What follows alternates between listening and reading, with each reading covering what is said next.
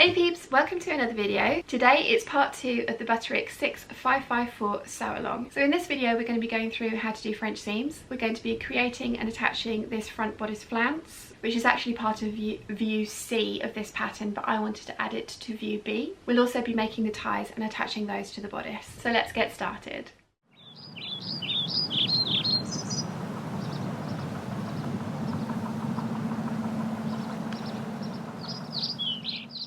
Okay, the first step is to interface your facing pieces, and although I traced out piece C, I chopped off that edge bit to make it into piece AB, and that is what we want to interface for the particular dress that we're doing. So I've done that and I've set those aside. So the next thing that we want to do is stitch the dart in bodice front.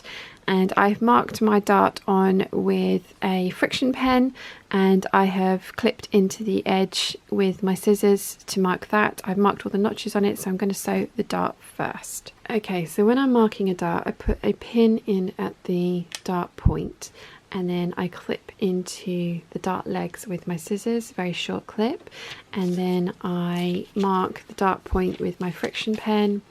Once that's done, I will then draw in lines with my friction pen to mark the dart legs, which I can then use to make the darts. So that's what I'm going to do now. The other thing I've done is I've gone around and I have marked in all of the notches so that I can match those up later. And I'm going to do something slightly different with my ties than the pattern suggests. So I have marked in these points here and here and here and here, but as I say, I'm going to do something slightly different, but again I will show you when I get to that point. Okay, so I have pinned the darts in place, and I have made sure that the pins go through both of the dart legs, and I'm now going to sew, and I'm going to start here, back stitch, sew all the way along and sew off of the end, and then I'm going to secure that with knots rather than back stitching, because that will give you a much nicer dart point. Okay, so I have sewn in the dart, and I am now going to tie off the end. So you just want to tie a couple of knots and then snip off the excess, and I'm going to tidy up this end too, and I'm going to do the same for the other dart.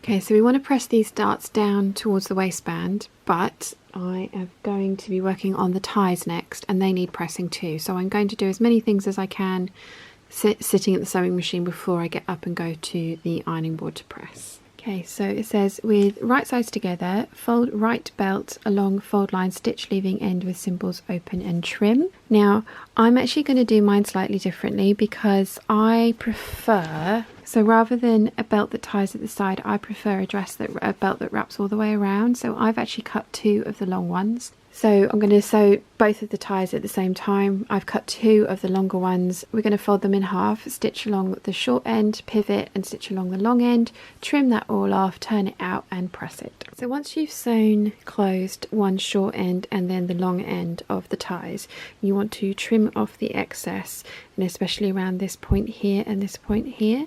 So I'm going to trim half the seam allowance all the way down, and I've actually sewn mine at 3/8 of an inch, not 5/8 of an inch, because I prefer my ties to be a little bit wider, and I think that's going to look really nice with the dress. So I'm going to trim the rest of this off, turn them the right way around, and then press. Right, so now I need to turn this the right way around, and personally I like to put a safety pin into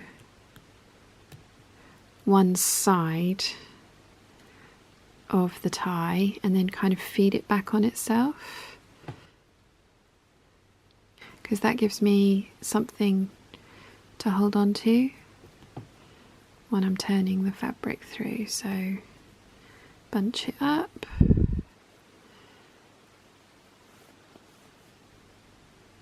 and pull it through. So I'm just going to do that the whole way down the tie. My hands are really cold because our heating is still not working, and it's probably about 15 degrees today outside, so it's 17 degrees in here. So yeah, I'm actually quite cold, so my fingers aren't doing what I really want them to do. It's really strange. Here we go. They're coming on the 21st to fix the heating, so that's tomorrow.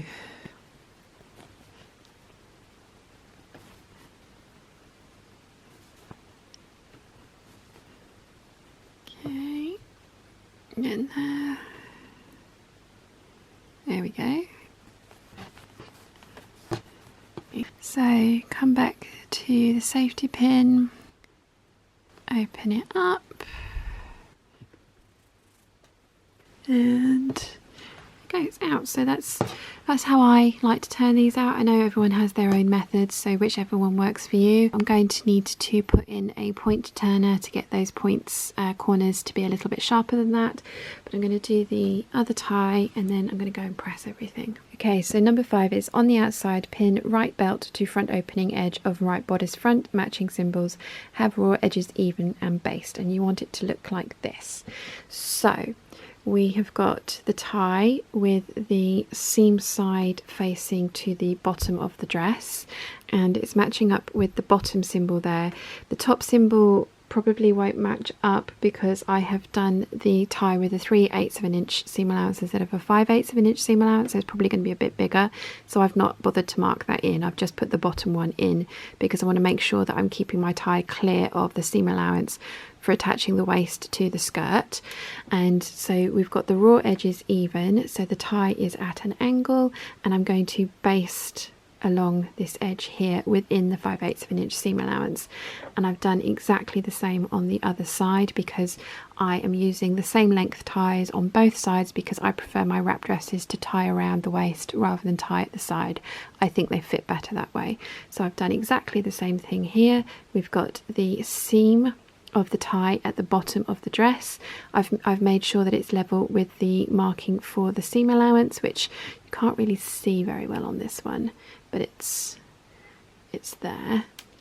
And then I'm going to baste that one again at 3/8 of an inch, so it's inside the 5/8 of an inch seam allowance. There we have the belts basted into place. So the next instruction is number 6, and it's prepare the left side belt in the same manner as the right belt. On outside, pin left belt to front opening edge of left bodice front, matching symbols, having raw edges even and based. Well, we've done that because, as I said, we've done the longer ties for both sides, so don't worry about that. So the next one is stitch bodice front sections to bodice back at side seams, leaving right sides open between symbols as shown. So there's the symbols there, and they want you to leave that open so that there's a room to post the one of the straps through so you can wrap your dress.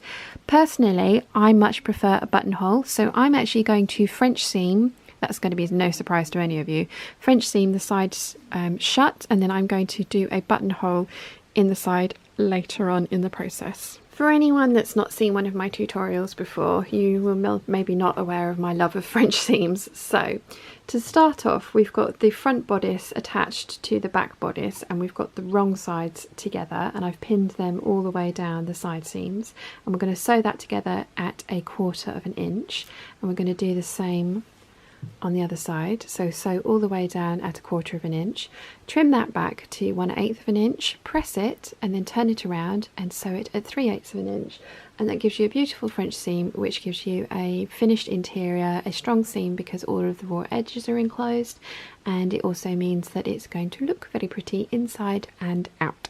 So I'm going to get started. Okay, so I've sewn my seam at 1/4 of an inch, and I'm now trimming it down to half that, so it's 1/8 of an inch there. So I'm going to trim that down on both sides.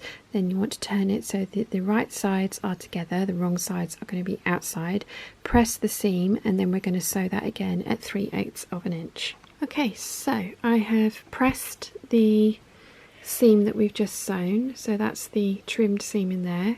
Pressed it so the right sides are together, so I've got a nice crease along this line here. So I'm now going to pin it, and then I'll sew it at 3/8 of an inch. Okay, so I've sewn it at 3/8 of an inch, or just under 3/8 of an inch, and that means that on the right side the seam is all enclosed, and then on the inside the seam is nice and neat, and you want to press these seams towards the back. Okay, so this step 8 is at make a 5/8 of an inch 1.5 centimeter narrow hem at side opening, pivoting across seam allowance 1/4 of an inch 6 millimeters above large circle when stitching. Well, we're not going to do that, as I have mentioned previously, because I prefer to put a buttonhole in here. Okay, so next step it wants us to do is work on the sleeves, but I'm actually going to skip that step because I want to include the ruffle from view C onto the bodice of view B. So we need to work on the ruffle next because it is going to get put into the seam at the top there and along this front, and then the sleeves are going to catch that ruffle in as well. So I'm going to move over to step 23, and it's to stay stitch inner edge of front neck ruffle. So that's the inner edge is the notched edge of the front edge ruffle. I'm also doing something slightly different to the pattern. I had enough fabric that I've cut out double layers of the ruffles, so instead of just cutting 2 of this front ruffle, I've cut 4, because as much as I like a narrow rolled hem, the wrong side of this fabric is not as beautiful as the right side of this fabric, and it's very lightweight, so I have cut out 4 of these. So I am going to sew it together at the outer edge. I'm going to pink that edge so that I can then turn it under. I'm then going to baste the inner edge together, and I'm then going to attach it to the bodice. So I'll show you what I mean as I go. I've stay stitched the inner edge of all 4 pieces, and so I am now going to pin them together along the outside and sew them at 3/8 of an inch along the outside edge. I'm then going to clip that with my pinking shears, which will make it, it's basically like a quick way of notching. It will allow me to turn it over and press it much easier.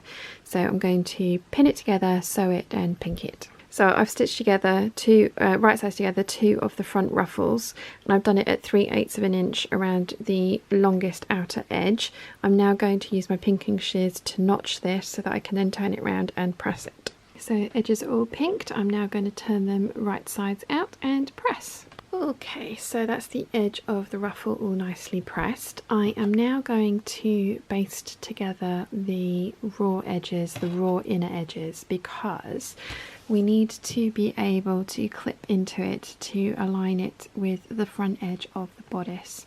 So it will be much easier to manipulate if it's one piece. So I'm going to do that now.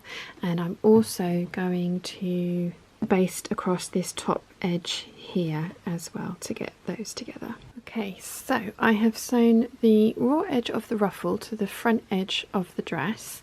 Now I have lengthened my dress by 1 inch, and there was no lengthen and shorten lines on the ruffle, so the ruffle is actually coming to the top of the waist tie, but I don't think that's a bad thing because I think that's going to actually work out quite well. And then at the top of the ruffle, rather than the pattern actually calls for you to hem that edge and leave it free, I've actually caught it into what is going to be the armhole of the sleeve, because I think it's going to look neater, and it's still hanging really nicely from there. So the ruffles are all in.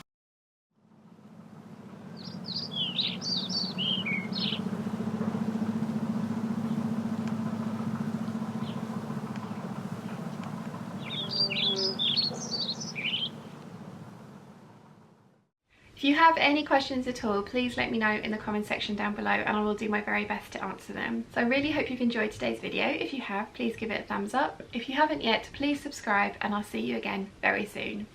Bye!